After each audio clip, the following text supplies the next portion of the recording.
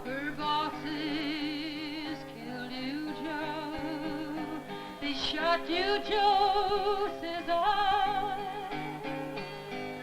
Takes more than guns to kill a man. Joe, I didn't die. Says Joe, I didn't die.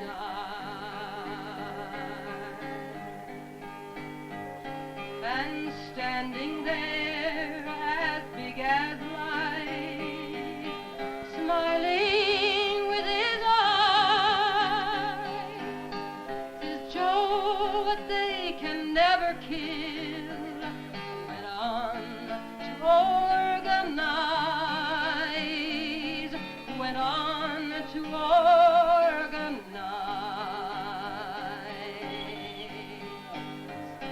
From San Jose up to Maine, and every mine and mill, where working men defend their rights, there you find Joe Hill. It's there you find Joe Hill. I dreamed I saw Joe Hill last night, alive as you or me. Says I, but Joe, you're 10 years dead. I never died, said he. I never died, said he.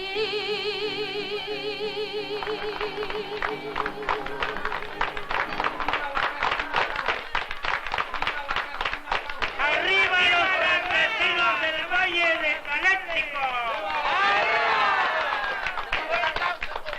¡Viva el compañero y hermano Cesar Chavez! ¡Viva! ¡Viva nuestra unión! ¡Viva los campesinos! ¡Viva Cesar Chavez, compañero! ¡Y vivan los campesinos! ¡Y viva la causa! ¡Y abajo los traidores! The pauper bosses killed you, Joe. They shot you, Joe, Cesar. Takes more than guns to kill a man. Joe, I didn't die. Says Joe, I didn't die. And standing there as big as life, smiling with his eyes, says Joe, what they can never kill, went on to organize, went on to organize.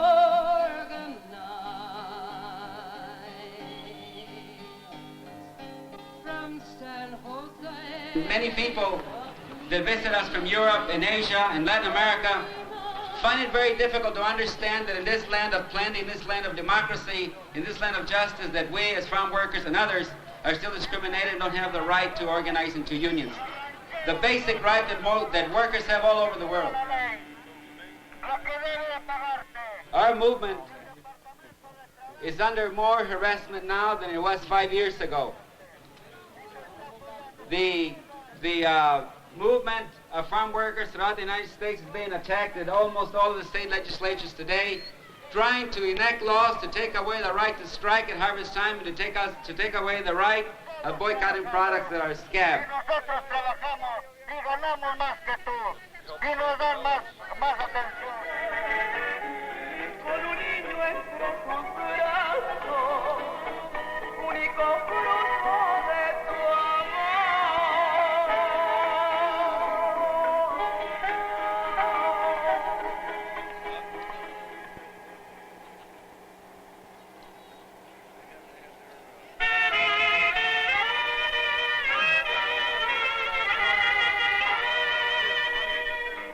Para comprarle un juguete, para comprar porque Abati te está robando 35 por hora. 35 centavos por hora te está robando. A ti te está pagando. It's very true that the farm workers, a number of them have not been able to come in just because there are many factors involved. Now they are too poor and they cannot really afford to miss 2 days or 3 days job, work. Because you see, these people have been getting just a small amount of money for their pay. And they have kids to support, and their first responsibility is to feed their kids.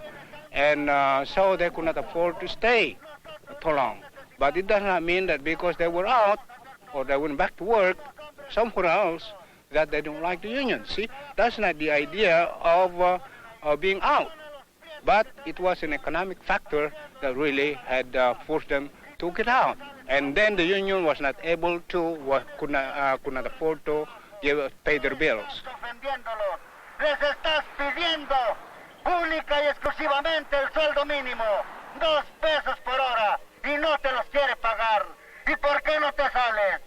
¿Por qué no te vienes con nosotros? Salte, hazle la huelga, salte 3 días y regresas a trabajar con él mismo, ya con médico, con medicina y también con sanatorio para ti y para tu familia. Salte, compañero, no tengas miedo, unirte a la fuerza de los trabajadores. No tenemos más que los brazos para hacer producir el campo. My name is Jim Hamilton. I live in Raleigh, California. I've been interested in the farm labor problem probably perhaps for 10 years. I've been active in local politics for that long.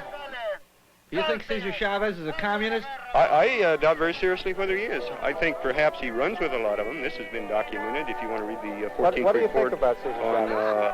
I think that possibly maybe the guy has good intentions, but I think he's a stooge for other people. Cool. I think probably the AFL-CIO, but I would suggest you read the State Senate fact-finding 14th report on un-American activities in California. This gives a pretty good rundown of it. Cesar Chavez. I think that they ought to be ready. You know, it'll show the to what extent the grower community in California is has been trying to destroy the union. They got a Senate subcommittee of the state of California to come and investigate us about our communistic activities, and the report has been read by many people, and all he says is that well, you know, that we're not communists and that we're a legitimate organization, and you know. And it's not our purpose really to fight growers. Only we must fight them at times because they do not want to recognize the right of workers to have their own organization. You see, many growers in this area and all over the country have the right to create their own unions, associations, marketing orders, all these things to help themselves. The moment we want to do something for ourselves, we find great opposition, and we cannot permit that. We are free men, and we are free women as workers. We have the right to have our own union, our own association. The growers also, because they cannot stop us, because they cannot stop the great thrust of the movement, are now trying to change the law to make it impossible for us to do the thing that we must do, and to do it in such a way as we always preach to everyone, to do it in good faith, to do it legally, and to do it nonviolently. And the growers are not trying to use the gimmick of passing legislation to stop us from doing our work. My name is Lionel Steinberg. I'm president of David Friedman and Company of Thermal. I felt that organization of farm workers was inevitable, but I felt that some of the people surrounding Cesar were inexperienced and were more concerned with sociological change and political change rather than in some form of true trade unionism. There was some feeling, both warranted and unwarranted, on the part of some of the growers who felt that the ultimate goal of some of the folks in UFWOC was actually agrarian reform and possibly land confiscation rather than bona fide trade unionism and organization. I didn't share that view with the other growers, but some of the activities of some of the folks in the group were frightening, and so far, fortunately, our relationship has been excellent, and we feel that the Chavez leadership is making a great effort to treat the growers fairly and to make some headway in solving our mutual problems. The employer community is paranoid about us, and that's a great advantage to us, because we can, just go boo, and scare half of them. I think that really what they're saying is that we want to see, with poverty, with living in rural areas, with decades and decades of not having union, problems have been accumulating as a reservoir, a dam made up of workers' problems. And so we don't only fight to get a contract, but we got to go fight the school, the police department, the welfare department, the hospital, everywhere, to try and get the justice back for the worker that he didn't have because he was poor, unorganized, and no political power. And we're just doing our work. If a member, we're making a very simple extension. A member of the union has a right to be represented in the farm by a contract, by collective bargaining. And then on those things that have nothing to do with collective bargaining, but affect him as a human being, the union's responsibility is to go in there and help him do that too, And so we make that extension, and this seems to unravel the growers a lot. But I really think that behind all of their talk, it isn't that. What really they don't see, what they would like, what they don't like, basically, period, is a union. And our union, perhaps, is the lowest one on the list, ¡Viva la huelga! ¡Viva Cesar Chavez! ¡Viva la causa! ¡Viva la huelga! ¡Viva! ¡Arriba la raza unida! ¡Viva la voz! ¡Vénganse! ¡Es tiempo de unirnos, compañeros! ¡Vénganse, compañeros! ¡Es tiempo de unirnos ya! ¡Vénganse! Oh, yes, I've been in a strike before, in 1948, that was one of the biggest strikes that I've ever been, and that was the asparagus strike in Stockton. And the trouble was that there was no really communication established between the group of workers. They were segregated by nationalities and races. And so while the Filipinos were striking, then the other nationalities, races like the Mexicans and other groups have been scoffing on us. And that's the difference. But today, we try to get everybody who works in the farm. Union board member Philip Veracruz. As far as the history of farm workers movement in the United States, these unions since 1880, that was started by the Chinese. And then you got the Japanese, then you got the European minorities, then you have the Filipinos and Mexicans later on.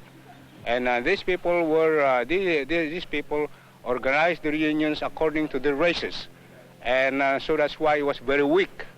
And so therefore it was not effective. But this time, the Filipinos and Mexicans got together and show an example that when you get into a union, all people who are involved in that kind of job should be in. We have Filipinos and Mexicans, and we have Arabs, we have Puerto Ricans, we have Anglos, we got blacks. Well, we got almost every race now.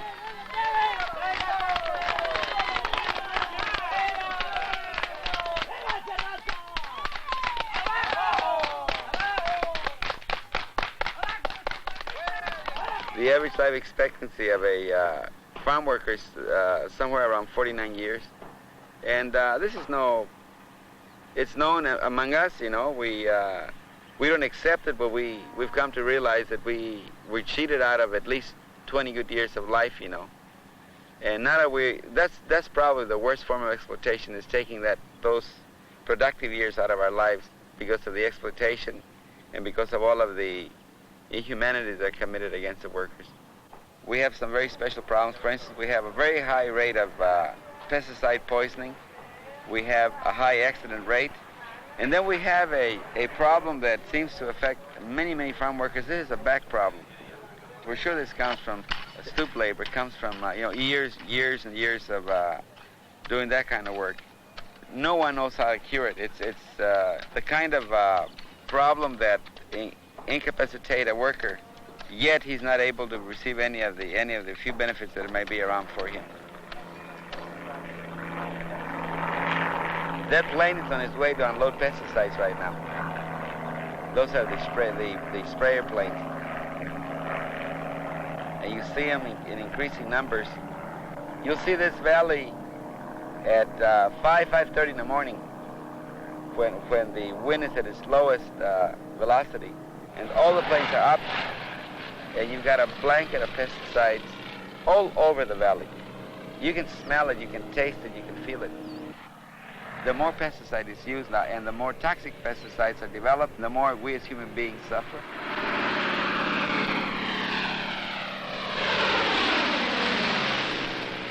See, agriculture is not being mechanized to the extent that some people think it is. Most of the machines coming into agriculture today are not the machines that mechanize the operation, but rather they're what we call harvester aids. They still require hand labor. See, a machine by itself cannot do the job. The machine needs a little help. Take the case of tomatoes as an example. For a number of years, the machine was perfected to the point where they couldn't go beyond that. But it still wasn't good enough to pick tomatoes, so they went and then they produced a plant that developed a tomato that could take all the beating that is required by the machine. Well, they kept what they did to the tomato, they gave her a thicker skin, less juice, and you've got a round tomato. It's very red, but it tastes like alfalfa. And so what happens is that the consumer is saying, no. That's why, for instance, when you go to the markets and you get a Mexican tomato, it has a distant flavor, right? It tastes like the old tomato we used to raise in our own backyard. It tastes like the old tomato we used to buy 20 years ago because it's still being raised in the same form. It's a genuine tomato that appeals to our palate. The synthetic tomato that was developed not for taste, not for nutrition, but is developed to meet the needs of the machine is a different thing. If machine comes in and makes it easier for an employer to produce more food, then two things ought to happen. One is that food ought to be made available to hungry people at a lower price so that hungry people can live. And then it also means that if the employer can bring a machine in and save a lot of money because of technology, then we want to participate in savings because of technology. We're not against progress, but we say that technology should work not only for the employer, but for us, for many reasons, but mostly because of reasons of social justice.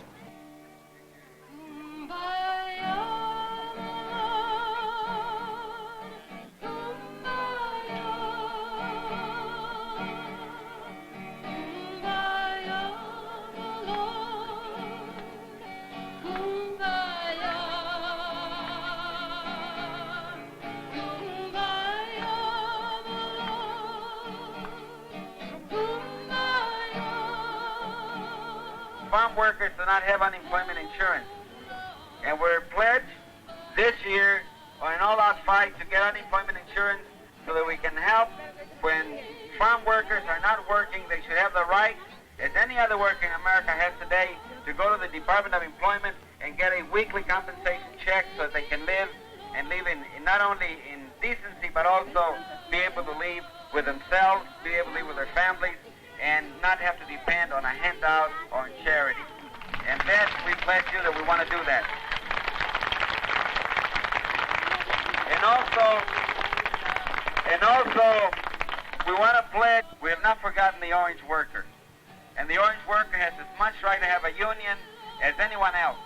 And we want to thank you for being patient, and you know and we know that we're going to come here sooner or later, but maybe sooner.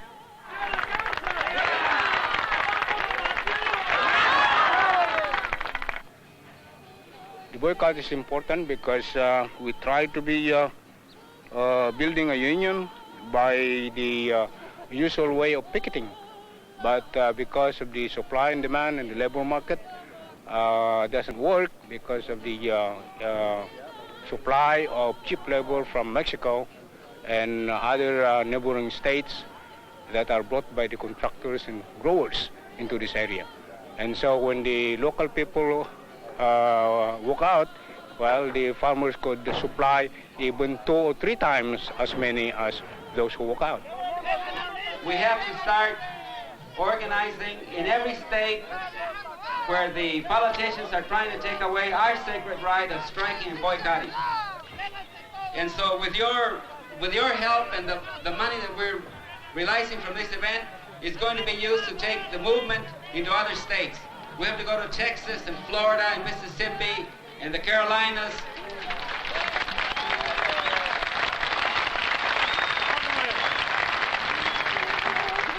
Yeah. And we also have to go to New York because, believe it or not, there are a lot of farm workers in New York and the working conditions and wages in New York stink.